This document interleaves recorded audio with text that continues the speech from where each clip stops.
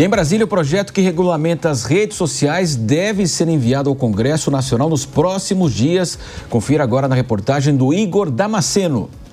O projeto de lei sobre a regulação das plataformas digitais, feito pelo governo federal, deve chegar ao Congresso nos próximos dias. Segundo fontes, o texto passa pelos últimos ajustes e depende apenas da aprovação do presidente Lula e do ministro da Casa Civil, Rui Costa, para ser apresentado oficialmente. A proposta prevê que as plataformas removam imediatamente, sem a necessidade de ordem judicial, todo e qualquer conteúdo considerado ofensivo e criminoso. Caso a rede social não o faça, poderá ser suspensa por até 2 meses. A empresa também deverá contribuir com a identificação de quem está por trás do conteúdo publicado para que a empresa responda na justiça.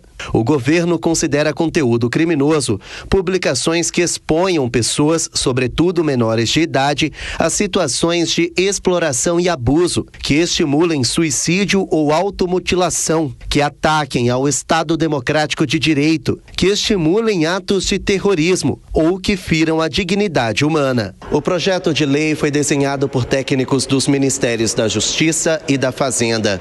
O texto também vai prever a regulação financeira das Big Techs e deverá estipular um canal de denúncia contra criminosos. O projeto é debatido pelo governo desde o início do ano, mas ganhou prioridade depois que o youtuber Felca denunciou influenciadores que ganham dinheiro explorando a imagem de crianças na internet. A denúncia provocou a prisão preventiva de Ítalo Santos.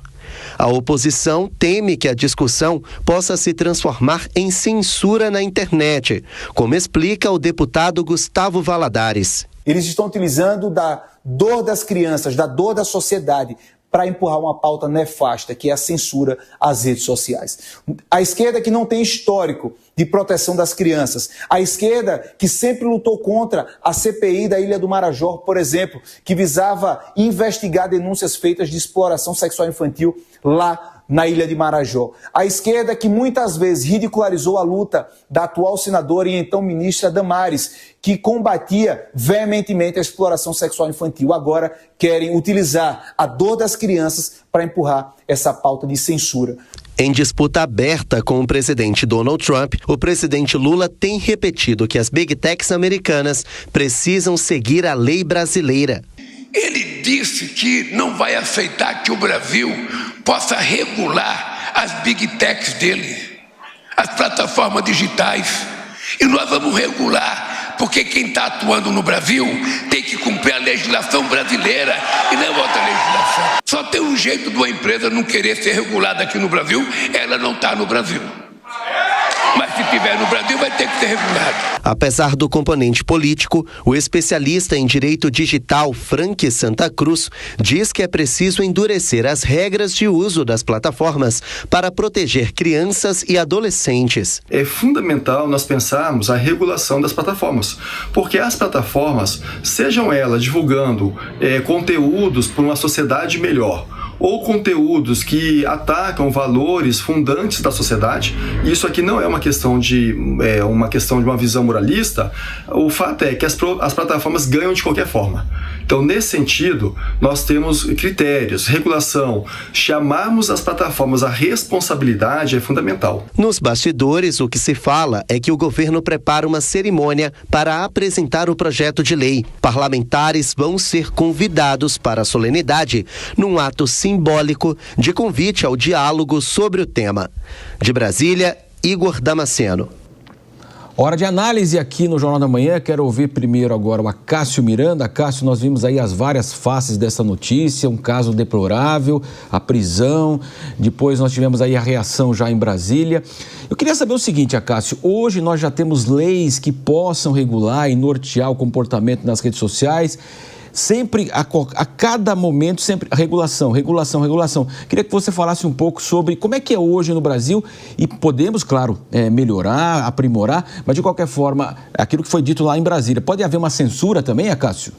Marcelo, começando pelo final.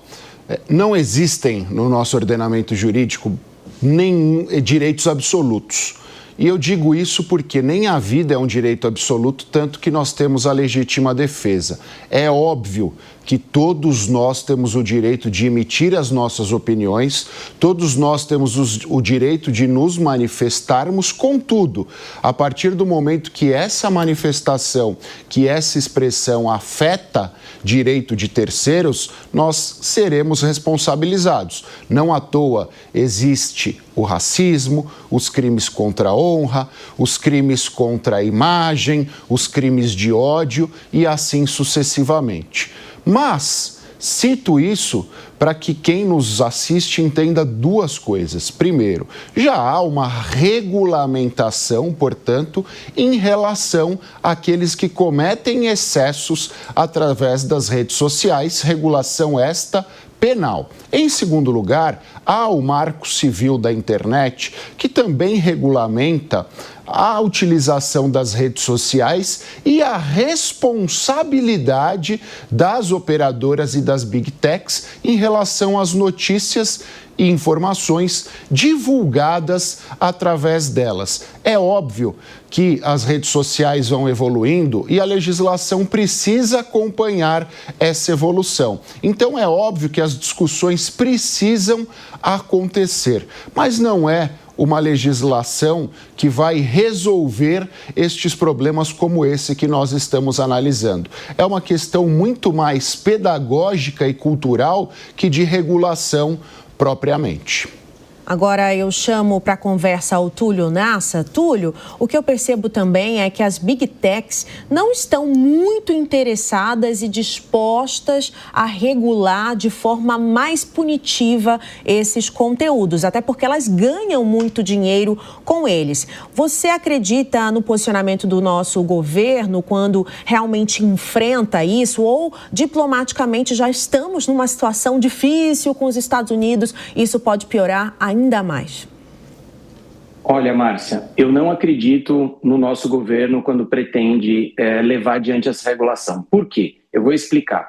Nesse tema da regulação, sempre temos que separar dois blocos de tema. Uma coisa é regular as redes sociais para evitar atos de terrorismo, para evitar exploração infantil, para evitar crime organizado, enfim, uma série de ações que as redes sociais devem fazer porque não há tempo de ir ao judiciário, muitas vezes, para evitar esses crimes e, portanto, nesse bloco de itens, a regulação do governo federal seria salutar. Mas, como bem disse o Acácio, já existe lei penal severamente punindo esses atos. Tanto é que esse péssimo influenciador acabou de ser preso, né? Então, nós temos resposta no ordenamento jurídico para essa situação.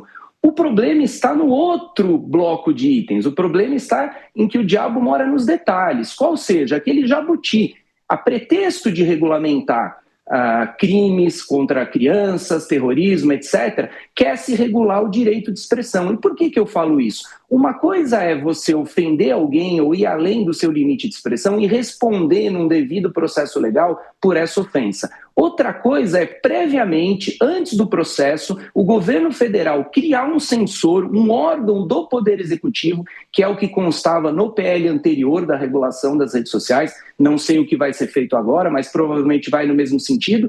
Ou seja, quem é que vai regular, quem é que vai dizer o que é informação, o que é desinformação? Lembro que na Rússia, por exemplo, falar que o conflito com a Ucrânia é guerra leva 15 anos de prisão. Então, quem é que vai dizer o que pode ser falado e o que não pode ser falado? Esse é o problema da censura prévia feita pelo Poder Executivo. Precisamos ficar muito atentos, Márcia, para saber o que vem nesse PL, porque o diabo mora nos detalhes.